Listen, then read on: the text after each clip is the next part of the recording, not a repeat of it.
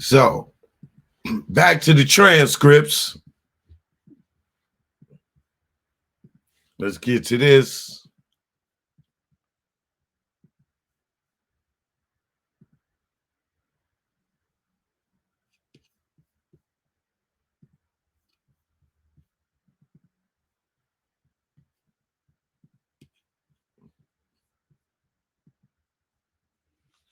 So good morning. I'm Dr. Lisa Gavin, Lisagavin.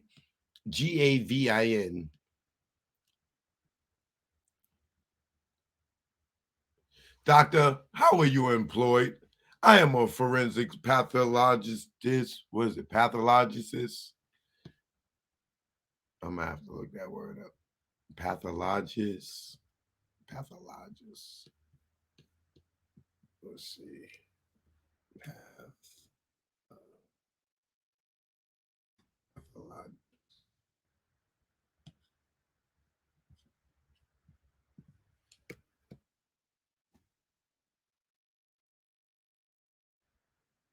Pathologist.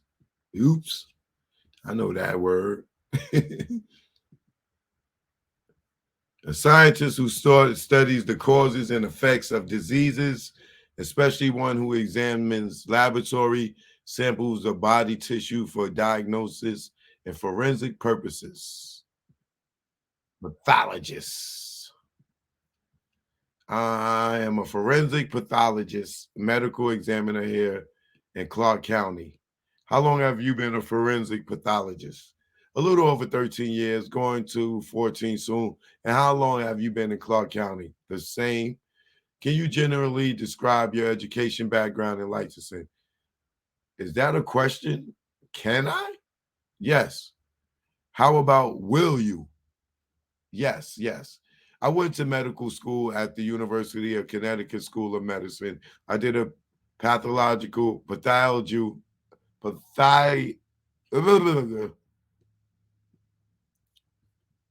what is this word? Pathology.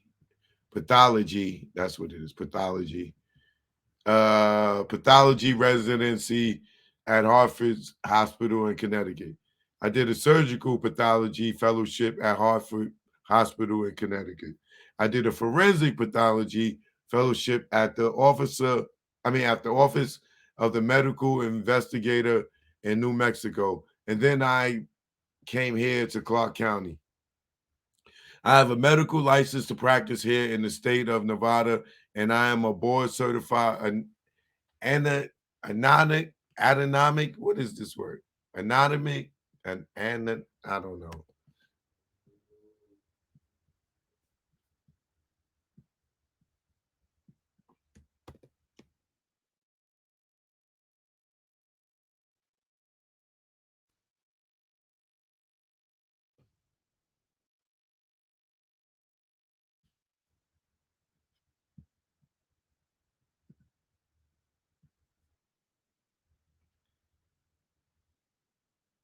Anatomic. What the hell does anatomic mean? Anatomic. Anatomic definition.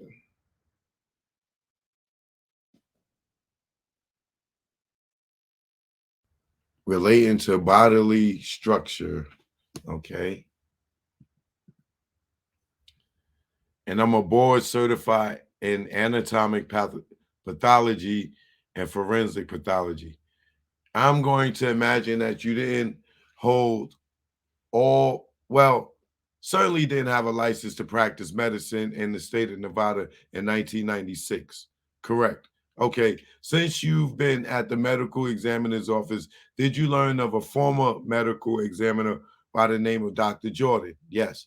And have you on occasion, had to review his work as well as the underlying documentation to form your own opinions related to cause and manner of death? Yes. Can you estimate how many times you have to do this? Can you estimate how many times you had to do it that way before? Oh, shit.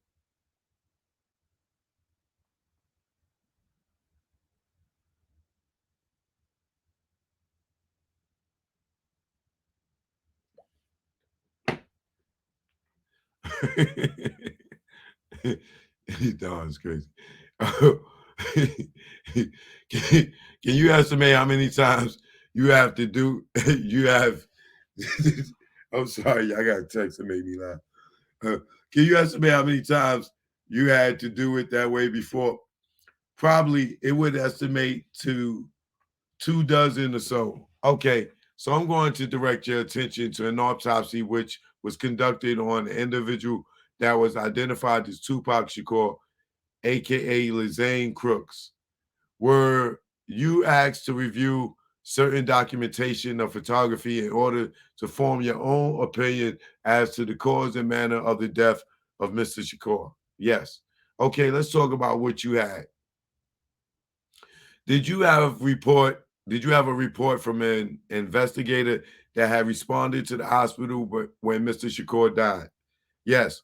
And did you also have an autopsy report that was dictated by Dr. Robert Jordan? Yes.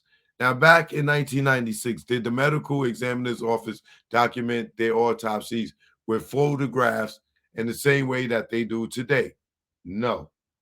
What did the officer what did the office of the medical examiner really have for documentation of photography?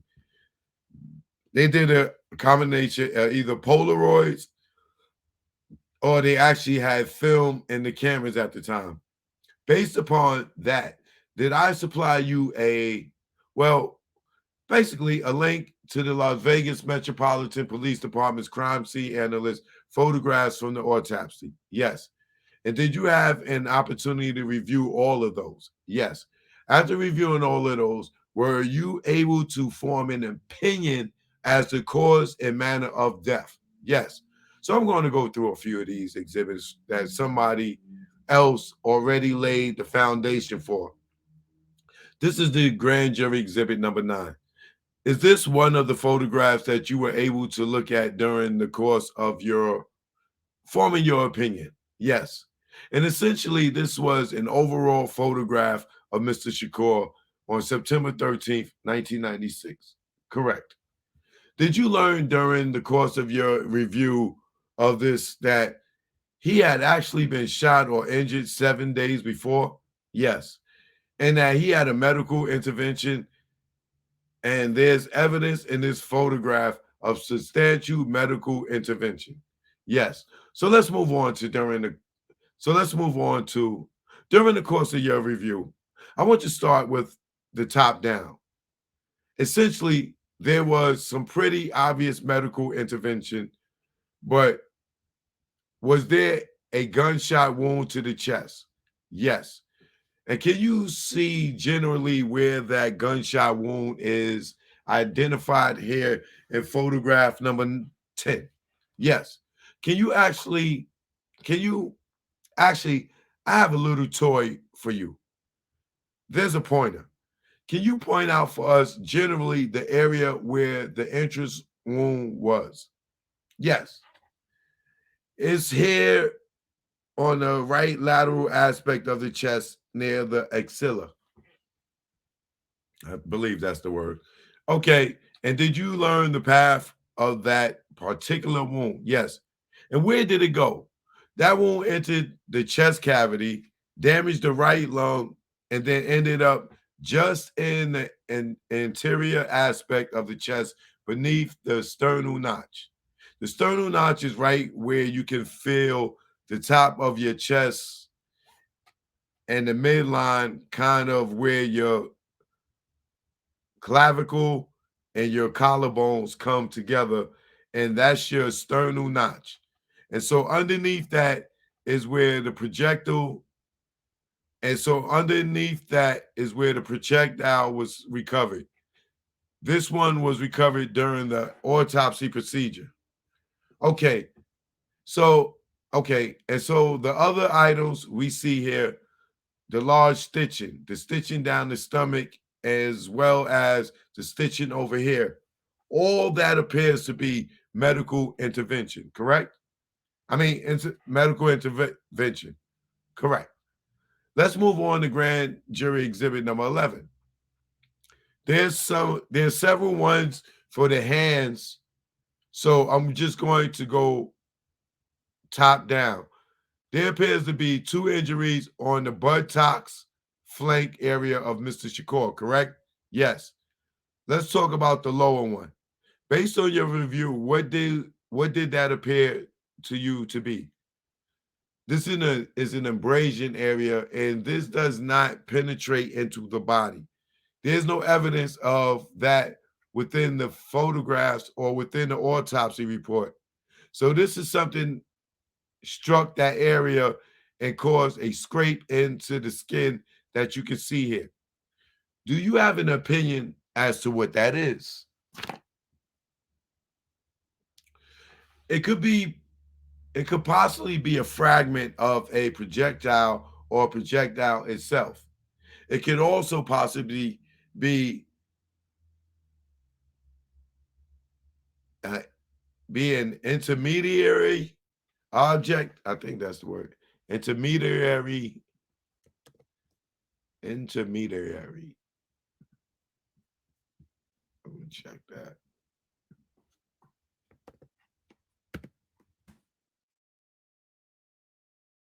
Yeah, I said that right. Intermediary, which means a person who acts as a link between people or in order to try to bring about an agreement or recollection as a mediator or go between.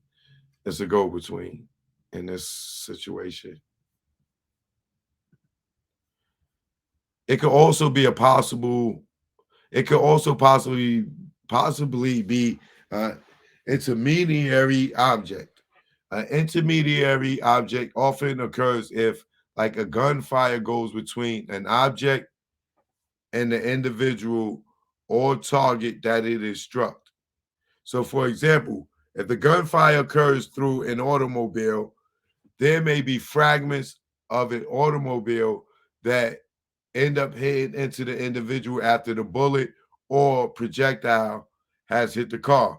So it's possible that you're either dealing with a fragment from any kind of object that's between the muzzle and the individual, or whether or not it's actual, or whether or not it's actually the projectile itself that hits the body but doesn't penetrate into the body.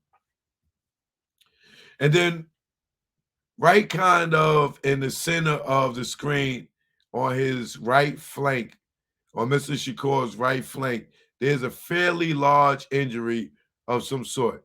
Do you did you form an opinion as to what that is?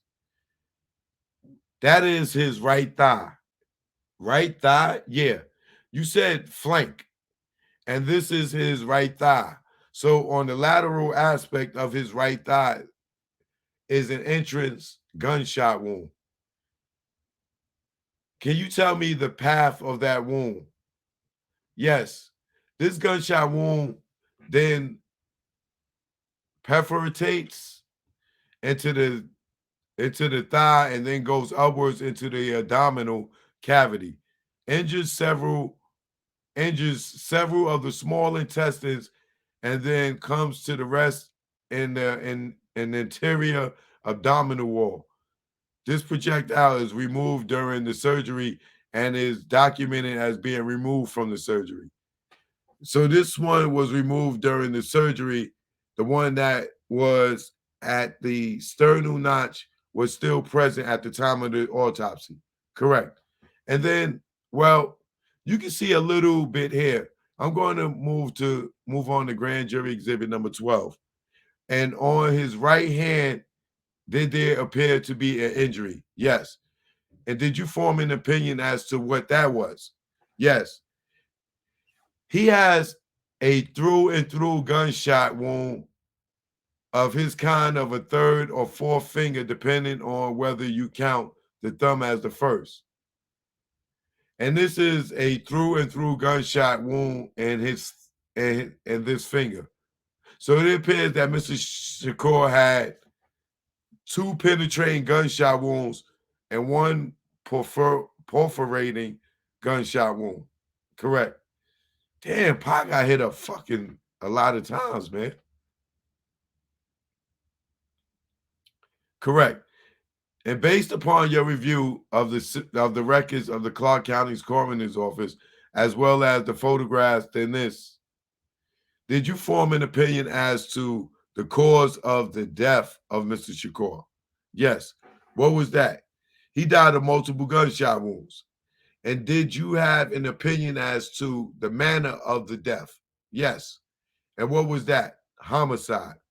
Now, normally, if someone dies immediately and gets taken to the hospital or taken directly to the Clark County coroner's office, there's a toxicology done, and we know what's in their system at the time they were shot, correct? Yes. There was a toxicology done on Mr. Shakur, correct? Yes. But that would have been taken 7 days after he had actually gotten shot. Yes. The blood was tested. Was that, yes, the blood that was tested was that taken at was taken at an autopsy. So this is after hospitalization. And in your review of that, was there any and in your review of that, was there anything other than what appears to be medical intervention or medical type stuff he would have received at the hospital within his system? No, there's nothing else except stuff that he would have received at the medical, we received at the hospital, in my opinion. Okay, did I ask you this? Do you have an opinion as the manner of the death of Mr. Shakur? Yes. And what was that? Homicide. Thank you. That completes my questions. Does the grand jury have any questions? I have a question. Oh, here? Okay. So actually, what killed him is the gunshot to the chest. He had an injury also to his abdominal organs as well. So both gunshot wounds would be related to his death. So it's multiple gunshot wounds. Okay, thank you. And you said they all went up.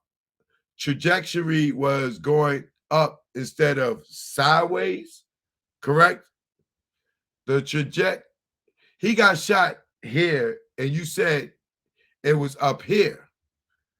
The trajectory for both of the gunshot wounds, the one that's from the axilla and the one that's on the lateral aspect of the right thigh, go essentially anatomically.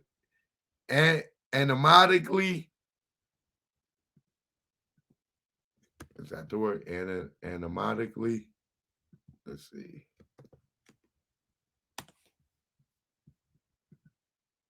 Oh, anatomically. Duh, Wu-Tang. Abomatomically. Anatomically. Back to the front, and then from right to left, and then all go upward. Huh?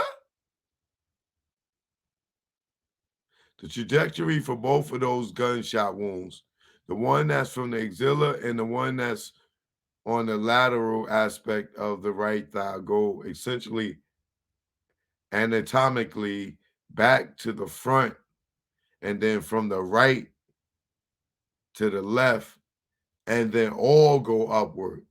God damn, bullets was traveling. And that would depend on what position of Mr. Shakur was when he got shot. The position of his body was also the position of the weapons that's firing at him as well. So obviously they can be very dynamic situations. So you don't know where they are exactly. Thank you. And I'm sorry, the lower one, would that be coming from the rear or the side? If we can put up that photo again, please, of the right thigh. I don't remember the exhibit number. It's 11. 11, please. 11 is the center wound that you see here. Right. So that one, so that's definitely side, but the other one is coming from further back. If you go, which one? This one? No, on the chest.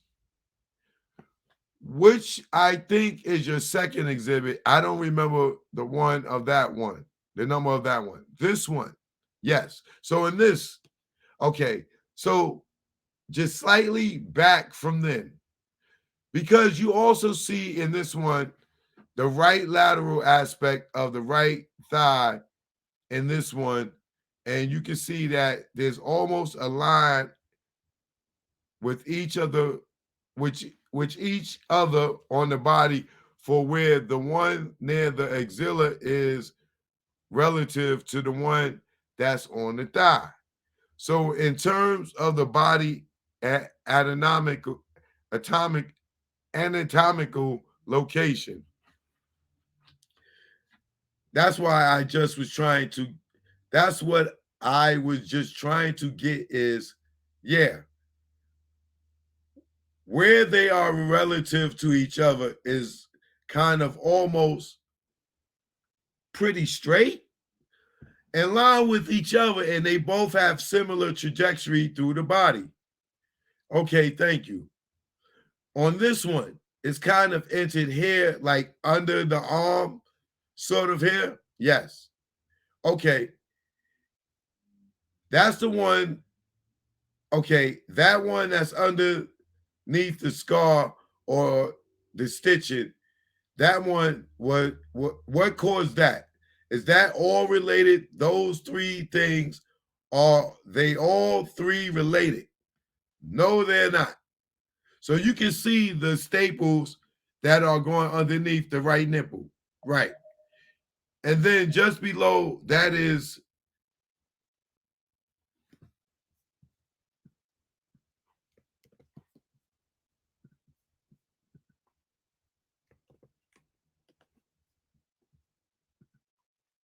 sutured. What is mean?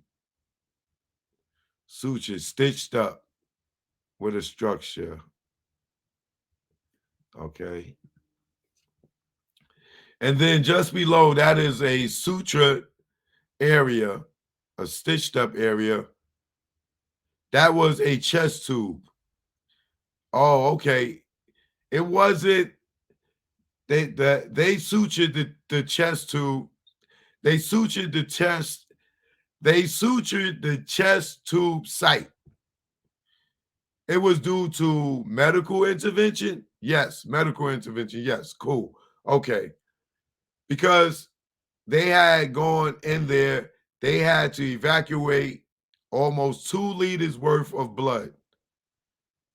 And then he still had some blood in the chest cavity, even at the time that he was autopsied. How long was he in the hospital for? Almost 6 days. So in the course of the 6 days, man, the bullet was never recovered. It was only recovered after he died.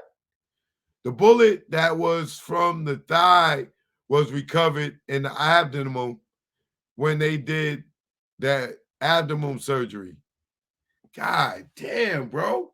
The bullet traveled from his thigh all the way up to his abdomen.